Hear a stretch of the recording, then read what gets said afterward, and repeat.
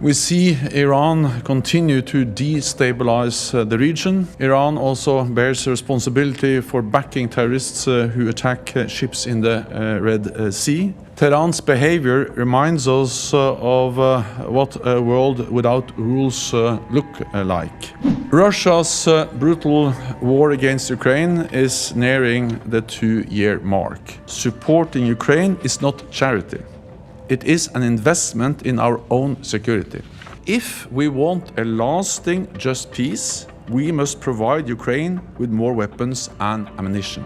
Weapons to Ukraine is the path to peace. Secretary Blinken, there, Antony, thank you for hosting me here in Washington. It is always good to meet with you, and even more important given the dangers we face. So let me begin by offering my deepest condolences for the US troops killed and wounded in yesterday's drone attack in Jordan. We see Iran continue to destabilize the region. Iran also bears responsibility for backing terrorists who attack ships in the Red Sea. Tehran's behaviour reminds us of what a world without rules look like.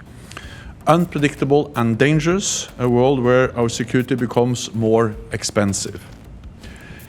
I welcome your tireless diplomacy, Secretary Blinken, to prevent further escalation of the war in Gaza. Your efforts to alleviate human suffering and your hard work towards a peaceful resolution. Russia's brutal war against Ukraine is nearing the 2-year mark, and a Russian victory would embolden Iran, North Korea, and China. That matters for Europe's security, and it matters for America's security. So supporting Ukraine serves US interests. For a tiny fraction of annual defense spending, the United States has helped Ukraine destroy a major part of Russia's combat capacity without placing a single American soldier in harm's way. I welcome the clear commitment from President Biden and you to sustain US support to Ukraine and to work with Congress to achieve that. As you said, other allies are also stepping up. In fact, what European NATO allies and Canada provide in terms of military, financial and humanitarian aid actually exceeds what the US is providing. So this is truly a joint effort by all NATO allies from both sides of the Atlantic. And I'm confident that all NATO allies will continue to deliver, because supporting Ukraine is not charity. It is an investment in our own security. President Putin started this war, and he could end it today if he stopped attacking a neighbor. The war could also end if Ukraine stopped defending itself. But that would not mean peace. It would mean Russian occupation, and occupation is not peace. A just peace will require President Putin to realize that he will not get what he wants on the battlefield. Moscow must accept a negotiated solution where Ukraine prevails as a sovereign, independent nation. What happens around the negotiating table is inextricably linked to the situation on the battlefield.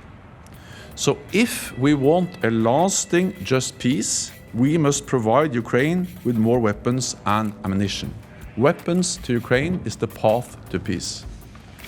Finally, we also discussed adapting our alliance for the future. In July, we will mark NATO's 75th anniversary with a summit here in Washington. And as you said, NATO is getting stronger and bigger. Finland is already a member. Sweden will become a member soon. And this demonstrates that Putin is getting exactly the opposite of what he wanted. He wanted less NATO, a weaker NATO. He's getting a stronger and more united NATO, and NATO with more members.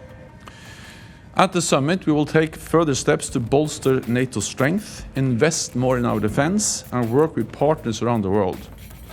Through NATO, the US has more friends and allies than any other power. Together, we make up 50% of the world's economic and military might. China and Russia have nothing like NATO. It is why they always try to undermine our unity. In times of growing competition and rivalry, NATO makes the US stronger and safer, and all of us more secure. So Secretary Blinken, dear Tony, thank you again for your personal commitment to our transatlantic bond and to our shared security. Thank you.